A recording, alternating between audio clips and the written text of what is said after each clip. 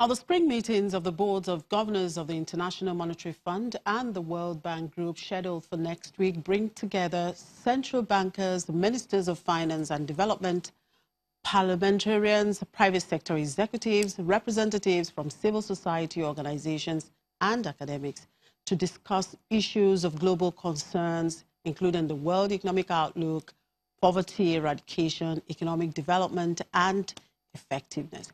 Now, the Nigerian Central Bank Governor and the Finance Minister will be at that meeting. But how have these meetings benefited Nigeria so far? I'm now being joined by a financial and management consultant, Oji Udemezwe. Good morning, Mr. Udemezwe. Thank you very much for joining us. Good morning, and thank you for inviting me. It was my pleasure. Now, the IMF and World Bank meeting, I mean, these two institutions would always have their meetings twice a year, the spring meeting and the annual meeting. Yeah. So what has been the value of these meetings to developing countries like Nigeria? Yeah, well, I think before answering that question, it's important to look at the rules of these institutions, what they stand for and what they intend to achieve in the world, trying to make the world a better place. So if you look at the International Monetary Fund, you find that, it's actually an organization that focuses on working together with national governments around the world to bring about modern, up-to-date, best practice economic policies, and also work towards, reforming institutions in various nations, both developing and very poor nations, to help them bring up policies that will enable them grow their economies significantly, reduce poverty, and bring about jobs to reduce unemployment and generally bring about improved prosperity in nations. That's the work of the International Monetary Fund. Even though primarily, ab initio, it was set up to help manage monetary policies in nations, particularly exchange rate issues around the world. And then if you look at the World Bank Group, that's a group constituting about 5 institutions. That's the International Bank for Reconstruction and Development, IBRD, then the International Development Association, that give zero interest credits and loans to poor nations. And of course, the IFC, International Finance Corporation, that works with private sector around the world to make sure that things are, nations are improving. And of course, the MIGA, the Multilateral Investment Guarantee Agency, and of course, the institution that helps to settle disputes. These 5 bodies, even though the first 2, the IBRD and the IDA, are the ones that are actually primarily known as the World Bank. What is the World Bank about? Their key main focus, include, 1, trying to help to eradicate poverty. In the world today, it's reported that we have over 1 billion people who live in extreme poverty, who survive in less than $2, or about $1.9 per day. 1 billion people. So World Bank is, focused on trying to, improve economic development to the point that, those who are very poor are helped to come out of that situation. And the target is that in 2030, we should reduce the number of people who are in this category to be at least, to be not more than 3% of the world population. Then the second purpose of the World Bank is to see how they can bring about shared prosperity, where we reduce the inequality in the economy. In macroeconomic analysis or discussions, you find that you can see a nation like Nigeria where we are very wealthy. We have a retinue of people who go about with private jets. But in the same economy, you have millions of people, tens of millions of people who live in abject poverty. Why? Because of inequity or inequality in the way, development, is, harnessed in the economy. Those who have, in the economy, have so much.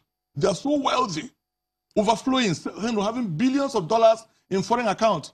The rest of us in the country are wallowing in abject poverty.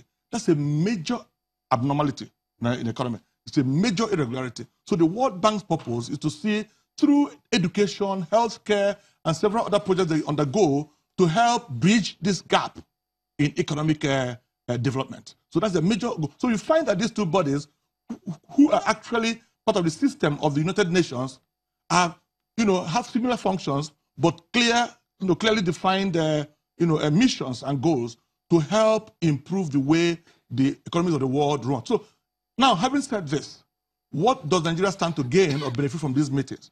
When these people gather, it's usually a conviviality of, the powerful, the timber and caliber, around the world. Central bank governors, ministers of finance and development, parliamentarians, and then even top companies, like you're going to see companies like LinkedIn, maybe Facebook, Oxford University, Financial Times, great companies around the world. Bill Gates is going to be there, and other great influencers. When they come together, they use their practical experience. Mind you, some of these investors are people who play in almost all the economies around the world.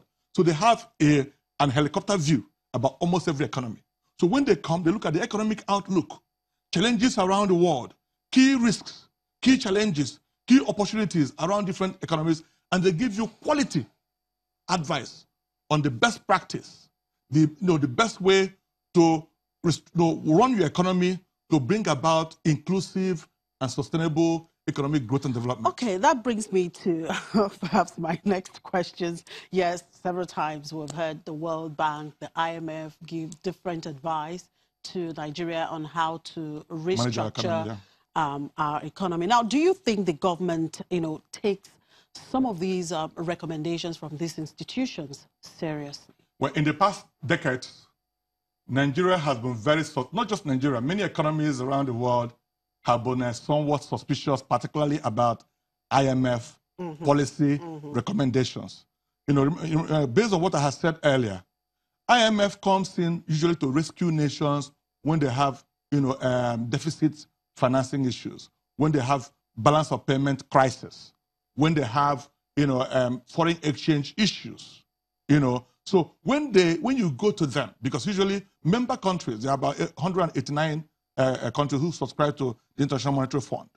Most times, member countries go to them to approach them for one kind of grant or loan or the other. And they will be willing to give to you, but they will give you a long list of things you must do before you can access that fund.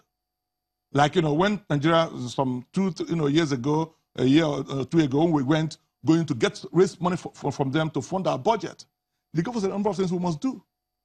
Build your institutions. Ensure that things are put in place to make sure these monies are run properly.